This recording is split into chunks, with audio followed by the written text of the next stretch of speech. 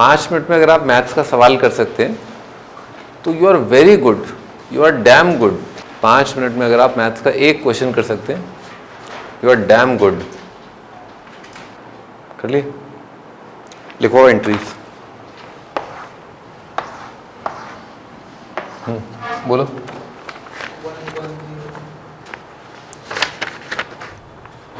1 1 9 की 9 entry match करा चुके हो ना तुम खुद ही। हाँ बोलो। यहाँ पर रो कॉलम क्या है, रो क्या है? Row column. हाँ बोलो। हाँ यहाँ पर अल्फा प्लस बीटा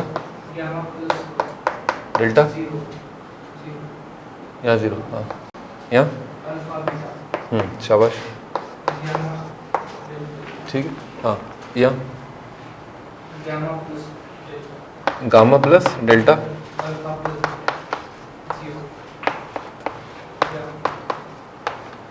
ये है। तो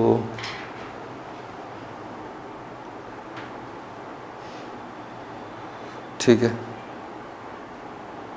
ठीक है, ठीक है।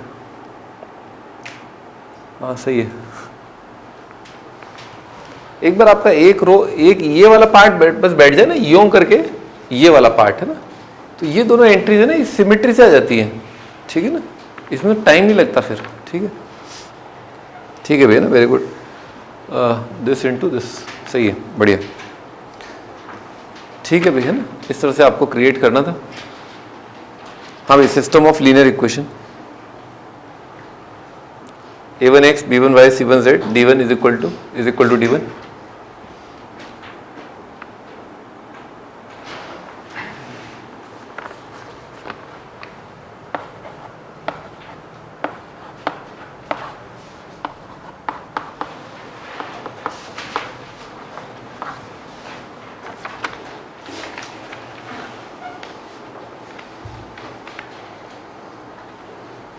हाँ भाई, ये जो भी अपन देख रहे हैं उसको बोलते हैं 3 इक्वेशन 3 वेरिएबल।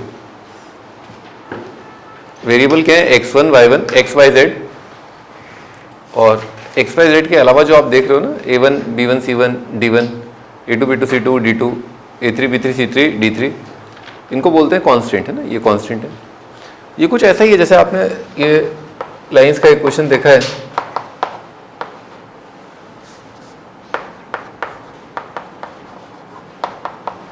हाँ भाई, ये सिस्टम कंसिस्टेंट है इनकंसिस्टेंट है? क्या है ये जो सिस्टम ऑफ इक्वेशन है, कंसिस्टेंट है इनकंसिस्टेंट है?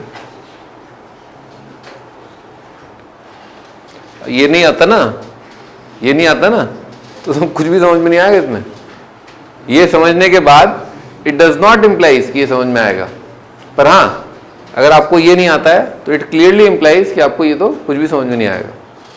ये आता है तो इसका थोड़ा सा हवा लगेगी, थोड़ी बारिश होगी, थोड़ी बूंदें गिरेंगी। और अगर ये नहीं आता है तो आंकड़ी न माकड़ी, समझिए ना,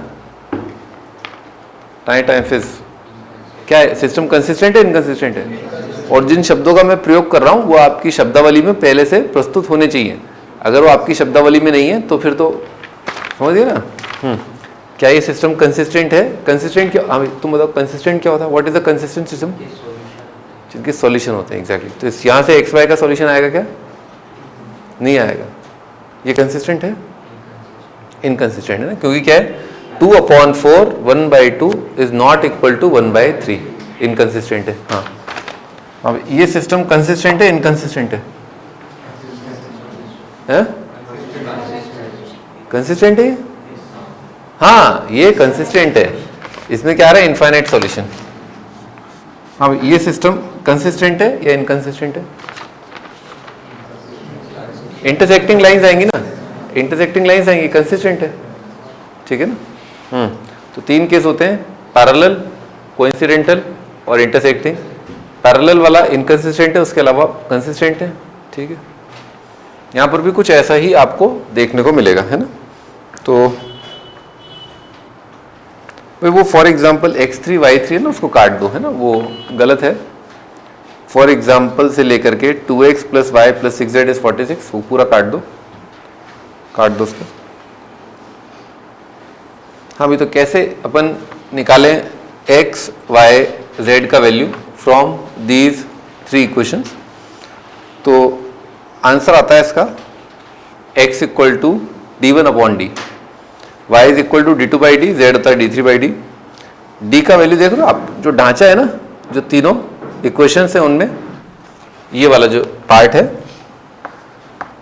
a1x plus b1y plus c1z is equal to d1, इसमें बिटवा ये वाला जो पार्ट होता है ना, इसको बोलते हैं 1 डिग्री पार्ट, है ना, और ये वाला पार्ट कांस्टेंट मतलब 0 डिग्री।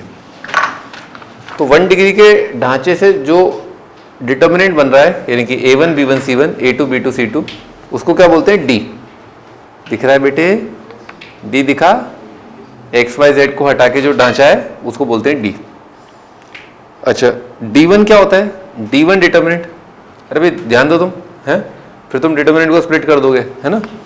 हाँ, d1 को देखो ध्यान से, d1 को ध्यान से देखो, d1 और d में कोई अंतर नहीं है एक्सेप्ट d1 का जो पहला कॉलम है वो आपने क्या किया है, एब्सोल्यूट टर्म से भर दिया है, ठीक है। d1 में पहला कॉलम क्या है, d1 d2 d3, बाकी d1 के जो सेकेंड कॉलम और थर्ड कॉलम है वो d के ही सेकेंड और थर्ड कॉलम है। यही काम आपने d2 में किया है। ये मैं भी कुछ बता नहीं रहा हूं आपको, मैं कोई प्रूफ नहीं दे रहा हूं, तो इसमें ऐसा कुछ नहीं है जो आपको समझ में ना आए, क्योंकि मैं आपको कुछ बता ही नहीं रहा हूं, ठीक है। ये तो मैं बता रहा हूं कि भाई ये आंसर होता है, प्रूफ तो दिया नहीं ना भाई। कंफ्यूजन किस में हो सकता है आपको, प्रूफ, सॉल्यूशन में क्या कंफ्यूजन है, ये तो है, और ये क्यों आया ये मैं बताऊंगा अभी थोड़ी देर में, ठीक है। हाँ, तो d2 क्या होता है, d2 को देखो, याद करने के लिए बता रहा हूँ, d के सेकेंड कॉलम को रिप्लेस कर दो बाई d1 d2 d3, इससे आपका y आ जाएगा, y d2 बाई डी होता है। z होता है आपका d3 अपॉन डी, और d3 क्या बना है, d3 बना है आपका d में थर्ड कॉलम को रिप्लेस करके। तो काफ़ी आसान है, x वाले पार्ट को छुपा लिया, ठीक है, और यहाँ पर d1 d2 d3 रखा, तो आपका d1 आएगा, यहाँ से d2 आएगा, यहाँ से आपका d3 आ जाएगा। काफ़ी ईजी है ना। अच्छा, मुझे एक चीज़ बताओ, है ना, 0 into x is equal to 3।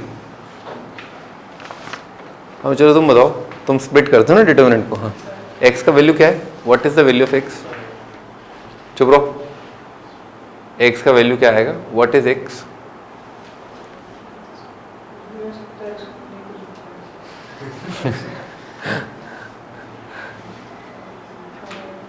देखो आराम से, हमें कोई जल्दी नहीं है। पहली बात आप अपने दिमाग से निकाल दो कि आईआईटी का पेपर 3 घंटे का होता है, वो आईआईटी का पेपर होता है, और उसमें अभी 2 साल है या 1.5 साल है, जो भी है, ठीक है, अभी बहुत टाइम है अपने पास। तुम बताओ इससे x का क्या वैल्यू आ रहा है,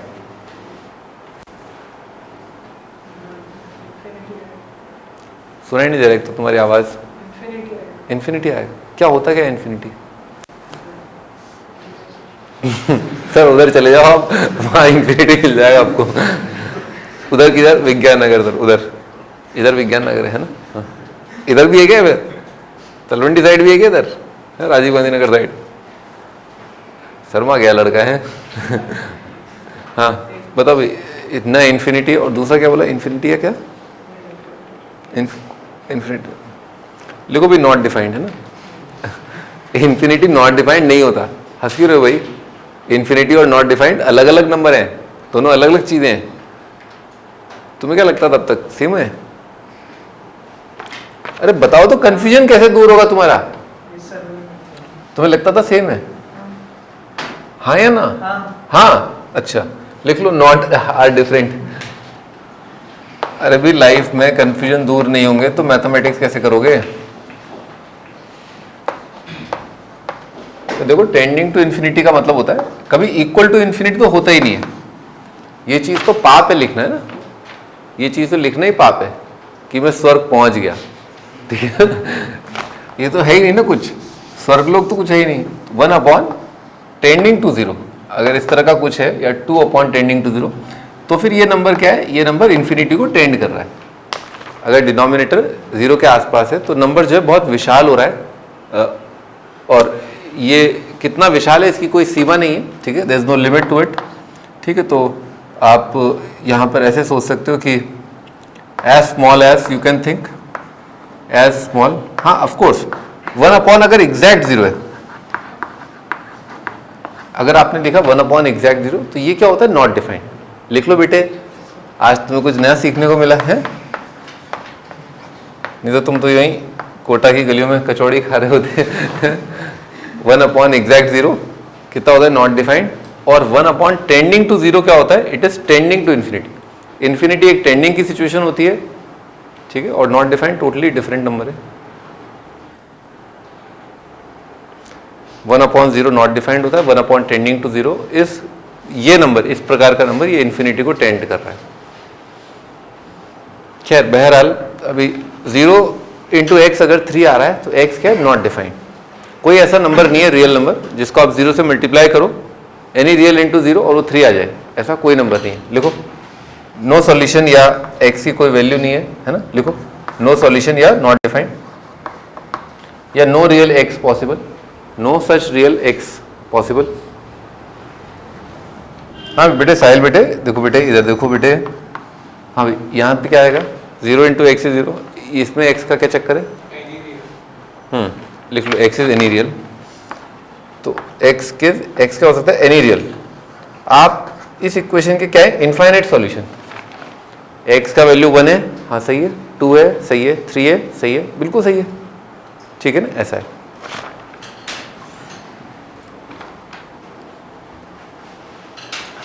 हाँ अभी जो आपने आंसर लिखे ना,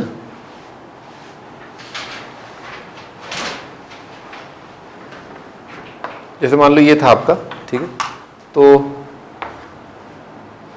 थोड़ा और जनरल ले लेते हैं।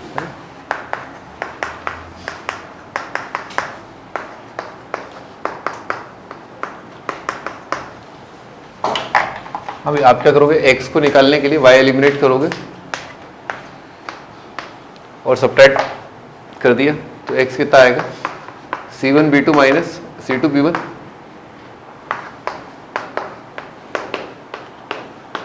ठीक है, ऐसा आएगा। फिर यहाँ से x का वैल्यू निकालोगे कितना आएगा, a1b2 माइनस a2b1।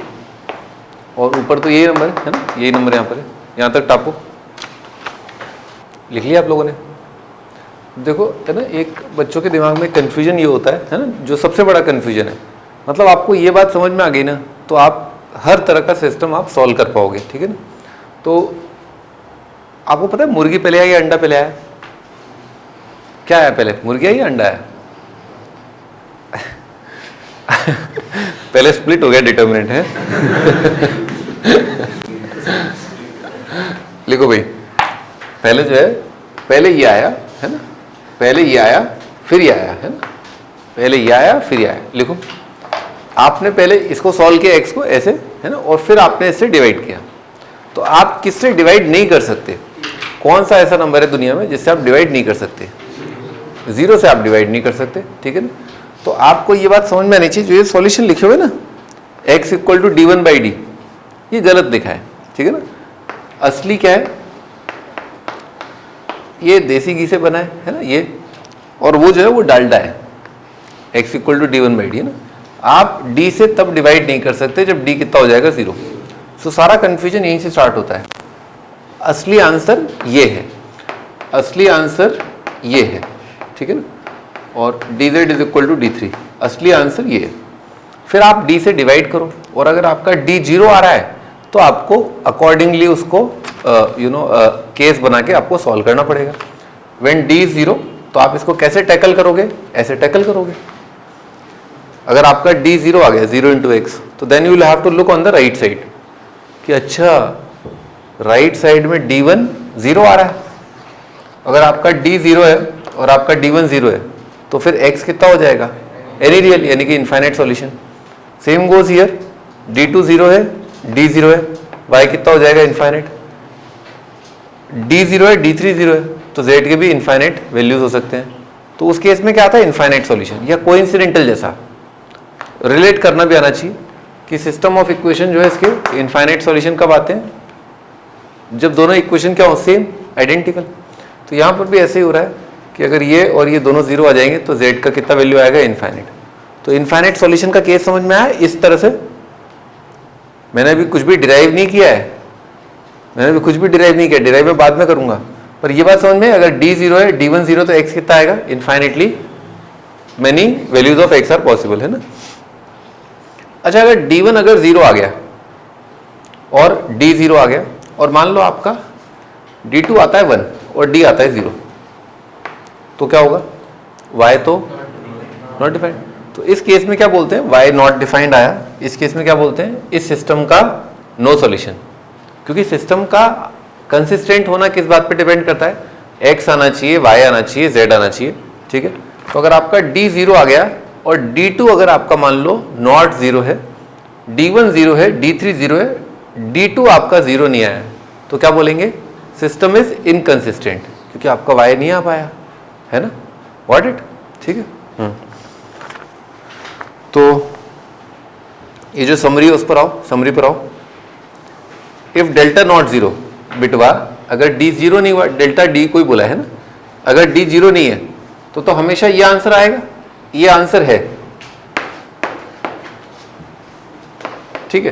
तो हमेशा आप D से डिवाइड कर पाओगे, अगर D 0 नहीं है तो हमेशा डिवाइड कर पाओगे, आंसर आएगा ही आएगा। कितने आंसर आएंगे? एक ही वैल्यू आएगा, उसका नाम क्या है? D1 by D, D2 by D और D3 by D। System has only trivial solution.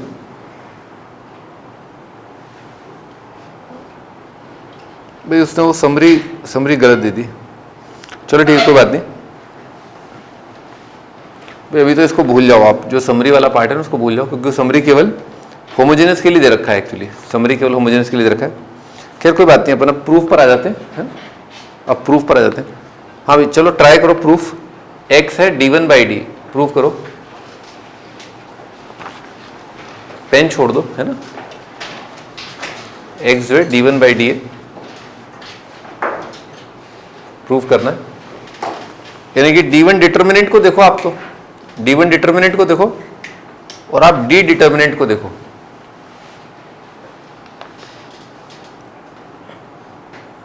D1 determinant को देखो और D डिटर्मिनेंट को देखो।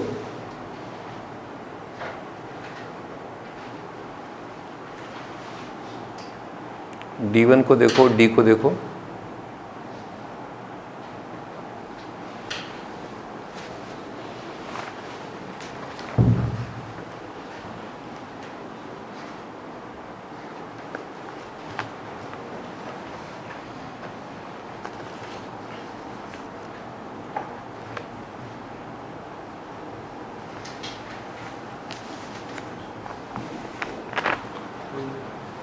फिर वही है, तुम समझ ही नहीं रहे हो। Determinant is not about opening the determinant. वो डिटर्मिनेंट ओपन करना बहुत बात की बात होती है, जब आपका कोई प्रॉपर्टी नहीं लग रहा, कुछ नहीं लग रहा।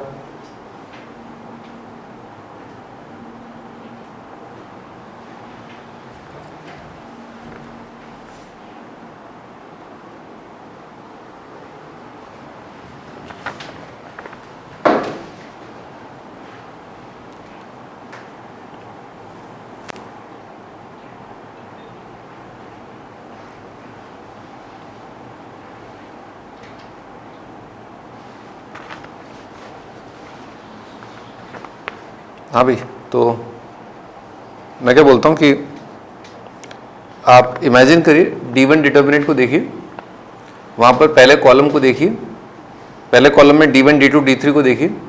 D1 की जगह पुट कर दीजिए, क्या पुट कर दीजिए? A1x, B1y, C1z।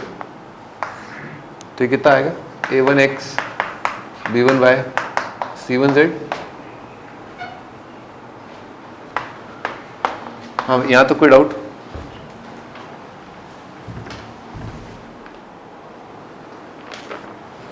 अब यहाँ तो कोई डाउट है ना, ये आ रहा है। आगे एंट्री और लिखने की तो जरूरत है नहीं, आप समझ ही गए होगे, है ना। और आप समझ ही रहे होगे कि जो D है वो क्या है ना। D आपको दिख ही रहा होगा भाई। इसमें इसके अंदर D जैसा बनाने के लिए क्या करें अपन? C1 is C1 minus Y times C2 minus Z times C3, ठीक है, ऐसा कर दिया। इससे क्या होगा? इधर क्या इकट्ठा होगा बेटे? A1x, A2x, A3x। देखा क्या?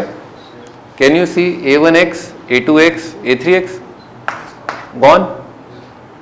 और जब यहाँ पर A1x, A2x, A3x आएगा तो आप x क्या पट्ट से बाहर, फिर क्या बन जाए? A1, B1, C1, A2 B2 C2 A3, hence proved. नीचे वाला D आ गया ना, ये बन गया XD और नीचे लिखा है D, XD अपॉन D कितना आ जाएगा, X आ जाएगा। सिमिलरली आप D2 भी लिख पाओगे। आप D2 में बीच वाले को क्या लिख देना, बीच वाले में लिख देना ये चीज, और फिर ऐसी एक प्रॉपर्टी C2S C2 माइनस, समझ गए, D3 में भी, हेंस प्रूव्ड है ना। तो अपने प्रूव कर दिया है कि हाँ आंसर ये आता है।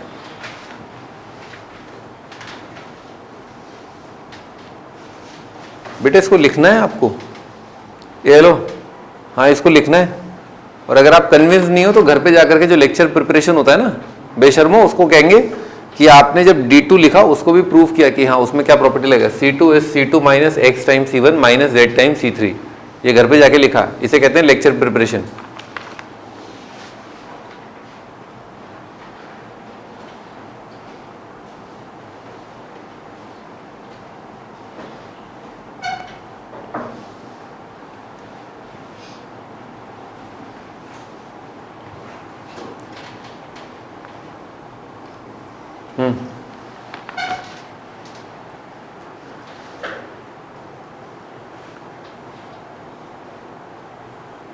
हाँ सिस्टम ऑफ, आगे देखो, सिस्टम ऑफ होमोजेनस इक्वेशन।